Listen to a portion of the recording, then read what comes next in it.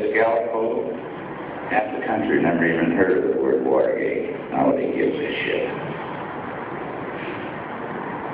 You guys are probably pretty tired, right? Oh, you should be. Go on home. Get a nice hot bath, rest up 15 minutes, and get your asses back in gear. I'm under a lot of pressure you don't even put us there. Nothing's writing on this except the First Amendment of the Constitution, freedom of the press, and maybe the future of the country.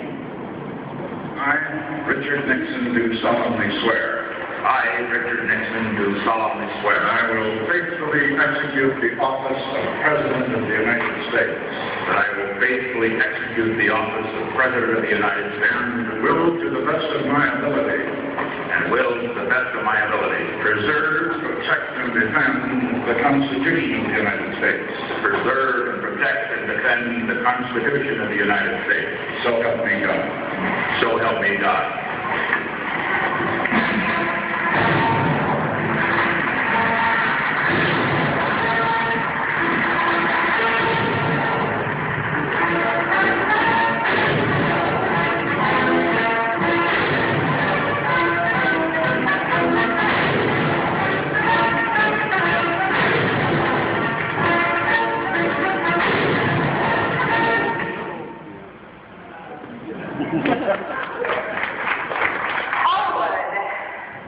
Not necessarily always the most accurate, but we do get a point across, don't we? I am an actress, and that means that I'm probably not a part of the most well-respected occupation in intelligence circles such as these. But nonetheless, whether you like it or not, I am a part of worldwide media.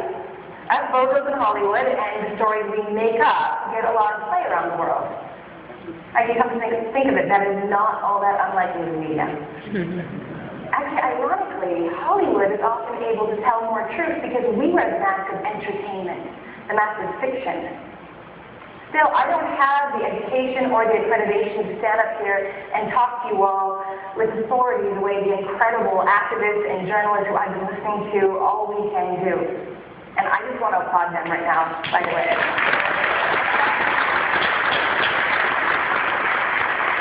In my line of work, I study stories. I study the triumphs of the little guy over the big bad guys.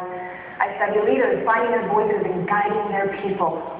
I study emotion. I study struggle and pain and fear and tears and laughter and joy. This is my media. So as a storyteller, I'd like to stand up here today and tell you the story of my journey in media reform. Now, I want to warn you, it is not a heroic journey by any stretch of even my very vivid imagination, nor is it a long journey. I'm relatively new to the media reform movement. But it doesn't involve you. And because of that, I thought you might like to hear it. Good. Hey! I'm so glad you said something. I was going to have to go because I have nothing else prepared. So if I may, I'd like to present to you my media reform movie. My story begins with apathy. Picture me as one of the millions cuddled in Plato's allegorical caves, staring at the shadows, imagining all kinds of malice in them, but resigned to the paralysis of my ignorance.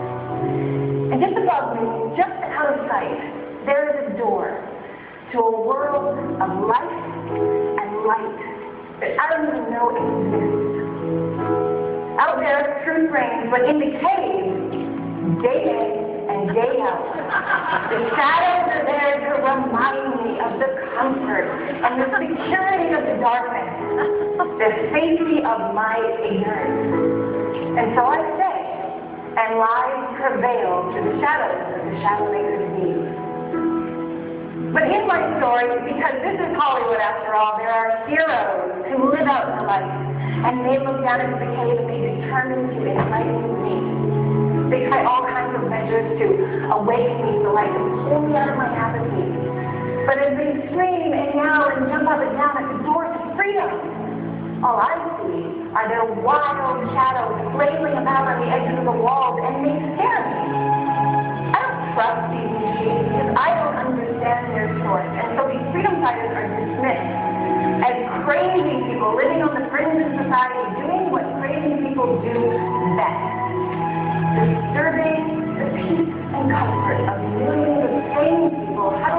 darkness, staring at beautiful shadows.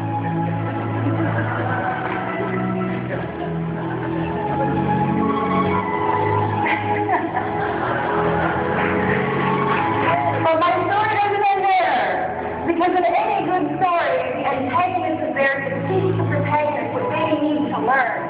And so, the freedom fighters watch the shadow makers, and you devise a new plan, a smarter plan, to enlighten me. And in the cloak of night, they creep down into the cave, and they settle themselves amongst the shadow makers, and they begin casting shadows of their own. That night, I dreamed strange dreams. I dream of my youth, and of times when I believed I could change the world, make it a better place. Sometimes just before the shadows hypnotized me. And I awake the next morning and I rub the sleep out of my eyes, and there before me are images of justice. Images of truth. Images of my own power. Images of a reality that the shadow makers are hiding from me.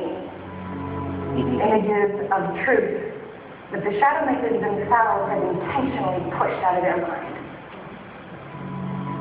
And because these images are superficially identical to the images that I've grown accustomed to, the images that I'm used to watching from the deceivers, I watch them, and I trust them.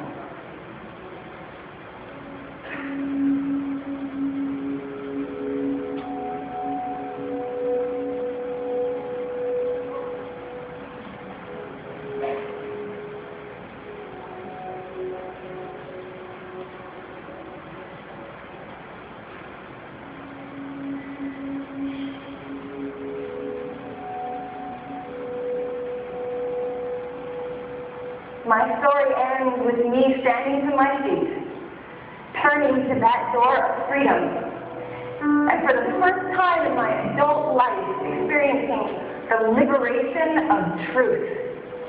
That day I became a part of a movement, and I walked out of the cave with thousands of others to live out the rest of my life empowered and alive.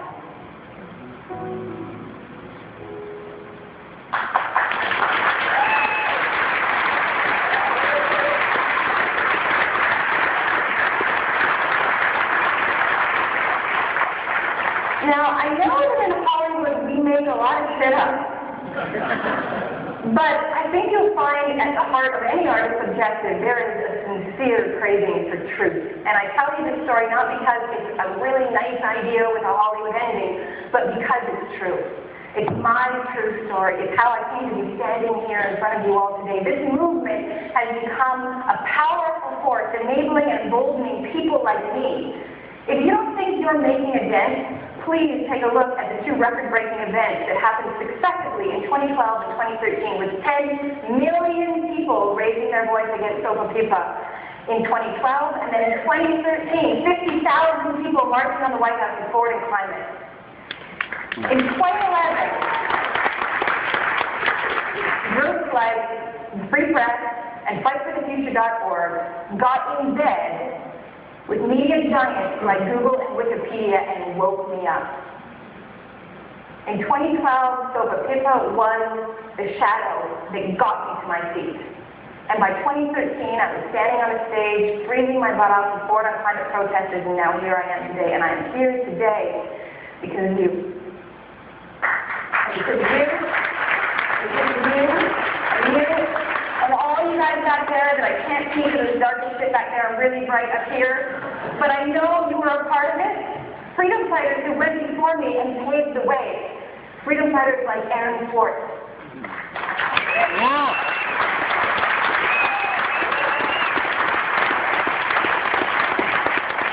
Aaron Swartz not only dove into the cave and created shadows of his own, but he created the tools by which I could do the same. The letters, the tool that delivered my letter to Congress against Sopa Pipa, he created that I've heard like a day or two, because apparently he was a super smarty man. And now that tool is used by almost every organization at this convention. People need information.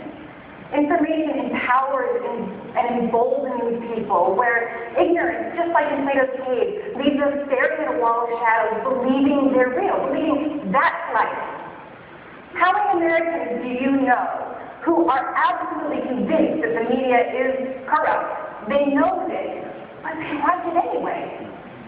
By the way, they know because you all stood at that door and you jumped and you yelled and you screamed and you shouted and they were like, you're crazy, and eventually they got the message.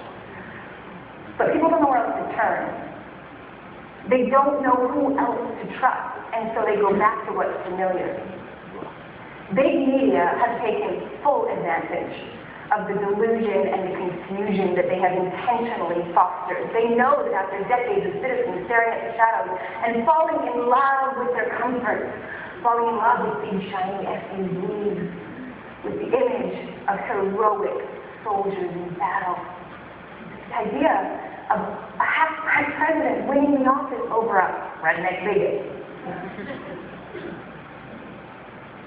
They fall in love with the idea that the climate is warming to comfortable temperatures. We're all going to live in Hawaii soon. And with the image of their own faces flashed in sexy magazines through any number of reality outlets. Big media know that people are terrified to even glance out at the light for fear that they will see something that will irrevocably alter their cozy and comfortable existence in the cave. People fear. They're afraid that if they open their eyes and their ears, they will realize that the evils that are rising against them are insurmountable. That's what I was afraid of. Sometimes I'm still afraid of that. People fear.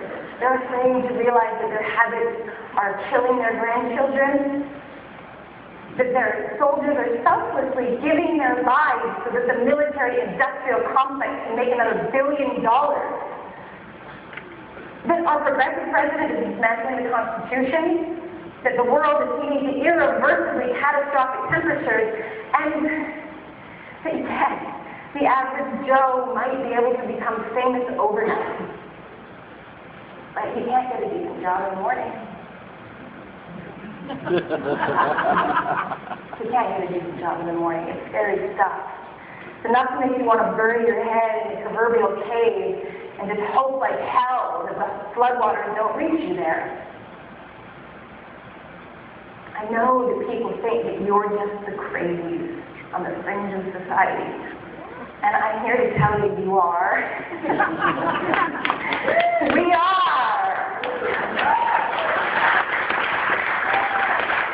So I am so infinitely grateful for you crazies, for never giving up on me, for never ever giving up on the sleeping masses, and for working tirelessly to get me to my feet. You're the heroes of my story. You're the heroes in my life. And like any good Hollywood ending, this is not the end. This is just the beginning. I am standing at the door with you all, wondering what's next. None of us can know what's going to happen 4 years down the road when Obama's term is up. We don't know what kind of leader will take his place, but we do know that while light still comes through that opening, before a tyrant can roll a stone over it, we will do everything in our power to bring about media justice through media reform. We will unite as a band of freedom fighters, and we will dive into the cave of America's consciousness, of America's conscience, and point them to the light. We will make the truth as entertaining as the lies, and we will turn that entertainment into activism. And I'm going to say that again because I believe with all my heart that that is the clincher nowadays, especially when it comes to our youth. It's what woke me up. We're going to make the truth as entertaining as the lies, and then we're going to turn that entertainment into activism.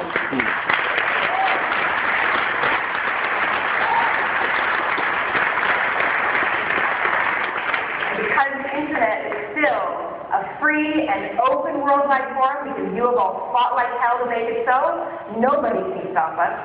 Big media might have might and wealth and influence and power, but we have dedication and passion, and we will not give up. We're the good guys in this tale of revelation and revolution, and we will keep coming, and we will make shadow after shadow, and we will dance them all over big media's walls until America's cave is empty. Thank you.